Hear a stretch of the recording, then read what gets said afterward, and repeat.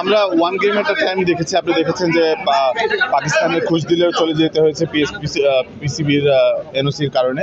তো ওই তিনজনের, আমাদের বাংলাদেশি তিনজনের প্লেয়ার নিয়ে একটু জটিলতা ছিল, কিন্তু আলহামদুলিল্লাহ ক্রিকেট বোর্ড থেকে আমাদের অনেক বড় সহযোগিতা করেছে। আমরা ওদেরকে খুব সহজেই রিচ আউট করতে পেরেছি।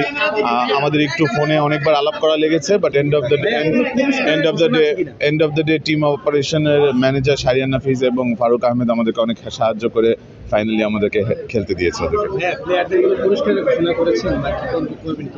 জি অবশ্যই, ওদের জন্য বোনাস এখন পর্যন্ত ডিক্লেয়ার করা হয়েছে। প্লেয়াররা খুব শীঘ্রই বোনাস পেয়ে যাবে।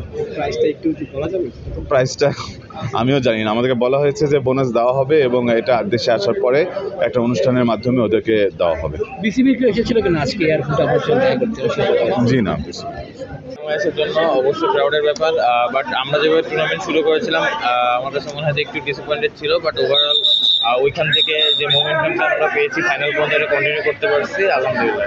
ক্যাপ্টেন্সি কতটা উপভোগ করলেন? দারুণ ক্যাপ্টেন্সি করেছেন, দল শিরোপা জিতেছে। না অবশ্যই দেখেন, এরকম একটা টুর্নামেন্টে আমাদের ফার্স্ট টাইম যে আমরা ট্রফি জিততে পেরেছি কোনো টুর্নামেন্টের ফাইনাল খেলে।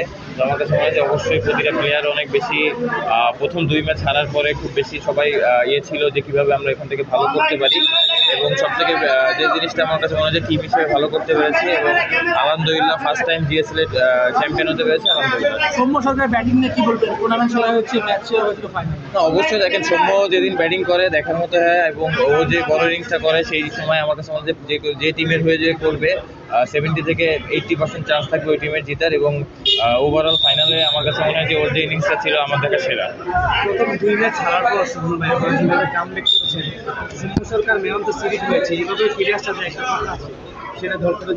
না অবশ্যই দেখেন, আমার কাছে মনে হয় যে এটা আমাদের জন্য মেন্স ক্রিকেটের জন্য বড় একটা অ্যাচিভমেন্ট, এবং অ্যাট দ্য সেম টাইম এটা আমাদের ফিউচারেও আমরা যে এরকম বড় টুর্নামেন্ট বা আইসিসি টুর্নামেন্ট বলেন বা বড় টুর্নামেন্টে আমরা যে চ্যাম্পিয়ন হতে পারি, এটার বিশ্বাস এখান থেকে শুরু হবে আমার মনে হয়। বিপিএল এর শিরোপা জয়ের স্বপ্নটা এখন থেকে তৈরি হলো কিনা? 17 সালে পর আবার রঞ্জি শিরোপা জিততে পারে, কারণ এত বড় একটা ট্রফি জেতার পরে দলের মধ্যে বুস্টাপ হয়েছে অনেক, এবং তাহলে আত্মবিশ্বাস আপনার অনেক বেড়েছে। না অবশ্যই দেখেন, আমার কাছে মনে হয় যে জিএসএল যেহেতু চ্যাম্পিয়ন হয়েছি, বিপিএল এর আগে এরকম একটা টুর্নামেন্ট অবশ্যই টিমকে পুরো বুস্ট আপ করবে, এবং বিপিএল এ যদি এই ফর্মটা আমরা কন্টিনিউ করতে পারি এবং মোমেন্টামটা পাই, ইনশাল্লাহ ভালো কিছু হবে। এখানে আমার কাছে মনে হয় যে উইকেট ছিল এখানে সৌম্য যখন ব্যাটিং করেছে, ওভারঅল সবকিছু মিলায় এবং টিম হিসেবে আমরা যেখানে যার দরকার ছিল করতে পেরেছি, সেদিক থেকে আলহামদুলিল্লাহ যেরকম একটা টুর্নামেন্ট হয়েছে, এবং উইকেট ওভারঅল এত ইজি ছিল না। আমার কাছে মনে হয় যে টিম হিসেবে খেলতে পারাটাই আমাদের জেতার প্রধান লক্ষ্য ছিল।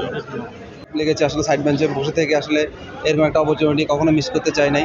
ভালো খেলা অবশ্যই অনেক বড় অপরচুনিটি আসতো, অনেকগুলো ফ্র্যাঞ্চাইজি লিগের টিম ওইখানে আছে, তো আসলে কারো হাতে নেই। তারপর ইনশাল্লাহ সামনের সুযোগগুলো আসলে মুখিয়ে থাকবো ভালো করার।